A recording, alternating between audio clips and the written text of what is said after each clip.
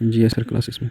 दोस्तों आज हम देखने वाले हैं केंद्रीय शिक्षक पात्रता परीक्षा सीटेट 2011 के प्रीवियस ईयर क्वेश्चन, जो कि आपको 2023 में जो एग्जाम होने वाले उसमें क्या कहते हैं हेल्प कर सके। तो देखिए ये क्वेश्चन आपका, ये जो प्रीवियस ईयर का क्वेश्चन है ये है क्लास 1 से लेकर 5 तक के है, जो कि देखिए 26 जून 2011 को पूछा गया है। तो देखिए आज का पहला क्वेश्चन देखिए हम लोग करते हैं प्रीवियस ईयर क्वेश्चन है। दोस्तों वीडियो पूरा देखिएगा, आपको जरूर इससे क्वेश्चन आने वाले एग्जाम में देखने को मिलेंगे। चलिए देखते हैं अगला क्वेश्चन। देखिए अगला पहला क्वेश्चन देखिए, अगला पहला क्वेश्चन कहता है हमारा पहला क्वेश्चन कहता है कि देखिए कहता है निम्न देखिए क्या कहता है प्राथमिक स्तर पर किस एक शिक्षक में क्या कहता है प्राथमिक स्तर पर एक शिक्षक में निम्न में से किससे सबसे महत्वपूर्ण विशेषता माननी चाहिए। तो याद रखिएगा इसमें जो आपका आंसर सही है ये धैर्य व दृढ़ता। देखिए क्या कहता है कि प्राथमिक स्तर पर एक शिक्षक में सबसे महत्वपूर्ण विशेषता धैर्य और दृढ़ता होनी चाहिए, जिससे कि शिक्षक किसी भी परिस्थिति में छात्र छात्रा की साझेदार की समस्याओं को समाधान कर सके। ये था आपका पहला क्वेश्चन। अब आपका दूसरा क्वेश्चन है, क्वेश्चन से दूसरा क्वेश्चन कहता है आपका, देखिए आपका दूसरा क्वेश्चन कह रहा है कि एक शिक्षक अपने लोकप्रिय लोकतांत्रिक स्वभाव के कारण विद्यार्थियों को पूरी कक्षा में कहीं भी बैठने की अनुमति देता है। कुछ शिक्षार्थी एक साथ बैठते हैं और उसकी चर्चा करते हैं कि सामूहिक पाठन करते हैं, कुछ चुपचाप बैठकर अपने आप पढ़ते हैं। एक अभिभावक को यह पसंद नहीं आता। इस स्थिति से निपटने का निम्न में से कौन सा तरीका सबसे बेहतर हो सकता है। तो याद रखिएगा आपका जो ऑप्शन बी सही दिया हुआ इसमें। देखिए कहता है कि अभिभावक को शिक्षक पर विश्वास व्यक्त करना चाहिए और शिक्षक की समस्या पर चर्चा करनी चाहिए। ये थे आपका ऑप्शन बी सही हो जाएगा। देखिए अब अगला क्वेश्चन, देखिए अगला क्वेश्चन तीसरा क्वेश्चन आपके सामने है। देखिए तीसरा क्वेश्चन कहता है कि वह अवस्था जब बच्चा तार्किक रूप से वस्तु व घटनाओं के विषय में चिंतन प्रारंभ करता है, क्या कहलाता है। देखिए वह कहलाता है मूर्त संक्रियात्मक अवस्था। ऑप्शन सी सही हो जाएगा। क्या कहलाता है मूर्त संक्रियात्मक क्या कहता है अवस्था कहलाती है। ठीक है, देखिए कहता है मूर्त संक्रियात्मक अवस्था में बच्चा किसी भी वस्तु की घटनाओं के विषय में चिंतन प्रारंभ कर देता है। यह जो अवस्था है वह 7 से 11 तक होता है। देखिए अगला क्वेश्चन की बात करें, देखिए चौथा क्वेश्चन कहता है आपका कि मन की मानचित्रण संबंधित है। मन का मानचित्रण संबंधित है, आपका ऑप्शन सी लिया हुआ है। मन की क्रियाशीलता पर अनुसंधान से किस पे है, मन की क्रियाशीलता के अनुसंधान पर। देखिए कहता है आपका कि मन का मानचित्र का अर्थ है मन की क्रियाशीलता पर अनुसंधान से है, अर्थात अनुसार किसी भी कार्य को करने से पहले एक रूपरेखा तैयार मन में बना लेना चाहिए। ये था आपका ऑप्शन क्वेश्चन नंबर 4। क्वेश्चन 5 कहता है आपका कि विशेष रूप से प्राथमिक स्तर पर विद्यार्थियों को सीखने संबंधी समस्याओं को संबोधित करने का सबसे बेहतर तरीका है। तो आपका ऑप्शन डी लिया, क्षमता के अनुरूप विभिन्न शिक्षण पद्धतियों का उपयोग करना। ये बोलता है क्षमता के अनुसार विभिन्न शिक्षक पद्धतियों का प्रयोग करना। देखिए कहता है प्राथमिक स्तर पर विद्यार्थियों को सीखने संबंधी समस्याओं को संबोधित करने का सबसे बेहतर तरीका है कि अगर किसी शिक्षार्थी को कुछ समझाना है तो उसके लिए एक नहीं बल्कि उसे क्षमता के अनुसार उसके विभिन्न शिक्षण पद्धतियों का प्रयोग करना चाहिए, ताकि प्राथमिक स्तर पर छात्र को पूर्ण रूप समझ सके। देखिए अगला क्वेश्चन, देखिए क्वेश्चन 6 नंबर क्वेश्चन कहता है आपका, क्वेश्चन कहता है कि निम्न में से कौन से शिक्षार्थियों से सृजनात्मकता का पोषण करता है।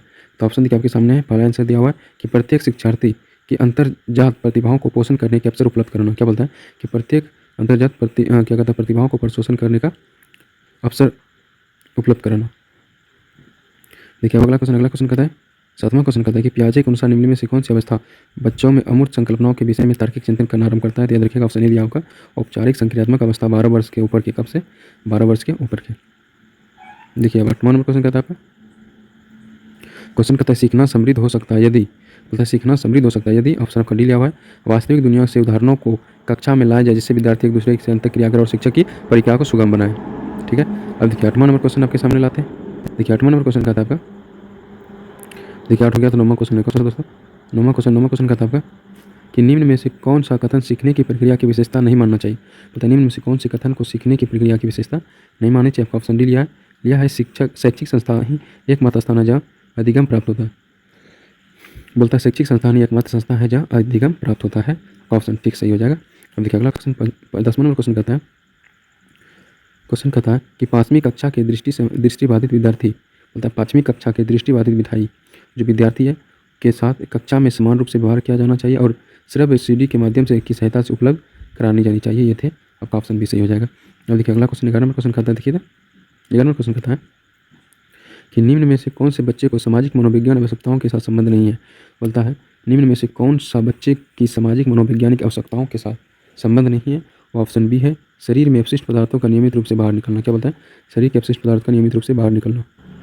देखिए अगला क्वेश्चन नंबर 12 कहता है आपका, देखिए क्वेश्चन नंबर 11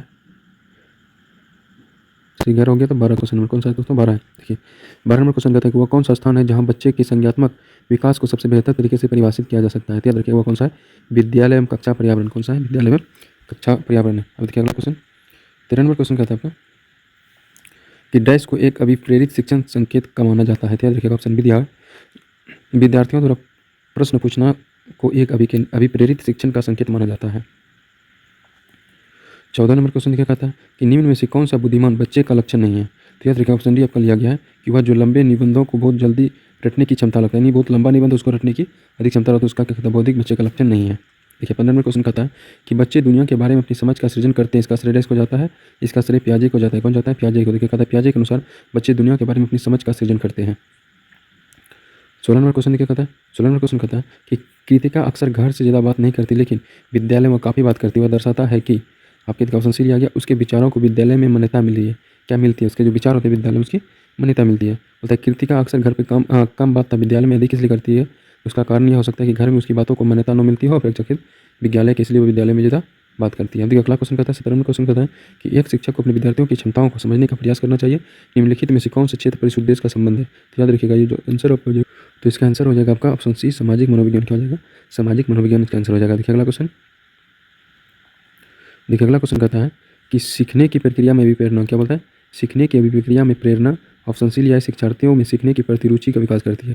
मतलब सीखने की प्रक्रिया में भी प्रेरणा क्या करती है कि शिक्षार्थियों में सीखने की रुचि प्रदान करती है। देखिए अगला क्वेश्चन कहता है शिक्षा के क्षेत्र में पाठ्य चर्चा शब्दावली डैश की ओर संकेत करती है। तो याद रखिए ऑप्शन ए विद्यालय का संपूर्ण कार्यक्रम जिसे विद्यार्थी प्रतिदिन अनुभव करते हैं। अब देखिए अगला क्वेश्चन, देखिए 20 नंबर क्वेश्चन कहता है कि निचली कक्षाओं में शिक्षण की खेल पद्धति मूल रूप से आधारित है। निचली कक्षाओं में शिक्षण की खेल पद्धति मूल रूप से आधारित है। तो आपका ऑप्शन बी हो जाएगा विकास एवं वृद्धि के मनोवैज्ञानिक सिद्धांत पर। किस पे, विकास एवं वृद्धि के मनोवैज्ञानिक सिद्धांत पर। देखिए 21 नंबर का क्वेश्चन कहता है आपका, 21 नंबर क्वेश्चन कहता है कि एक बच्चा अतीत की समान परिस्थितियों में की गई अनुक्रियाओं के आधार पर नई स्थिति में प्रतिक्रिया अनुक्रिया करता है। यह संबंधित है, याद रखिएगा ये संबंधित है आपका सीखने की सादृश्यता नियम से। किससे संबंधित है, सीखने की सादृश्यता नियम से। देखिए अगला क्वेश्चन कहता है कि प्रतिभाशाली होने का संकेत नहीं है। तो याद रखिएगा ऑप्शन ए दूसरों के साथ झगड़ा करना यह प्रतिभाशाली होने का संकेत नहीं। अगला कहता है विशेष आवश्यकता वाले बच्चों को शिक्षा उपलब्ध कराई जानी चाहिए। देखिए कहता है विशेष आवश्यकता वाले बच्चों को शिक्षा उपलब्ध करानी जानी चाहिए। ऑप्शन आपका डी हो जाएगा। देखिए आपका ऑप्शन डी है अन्य। देखिए कहता है अगला अंतिम क्वेश्चन है, कहता है कि अन्य समान बच्चों के साथ। क्या बोलता है, अन्य समान बच्चों के साथ।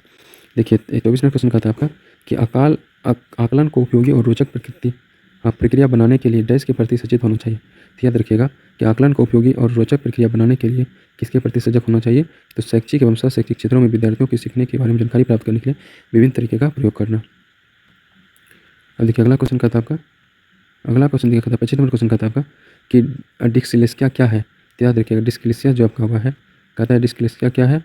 तो देखिए डिस्लेक्सिया कहता है बी नंबर का ऑप्शन लिया है। डिस्लेक्सिया कहता है पैटर्न विकार है। क्या है, पैटर्न पर पढ़ने लिखने में से परेशानी होती है।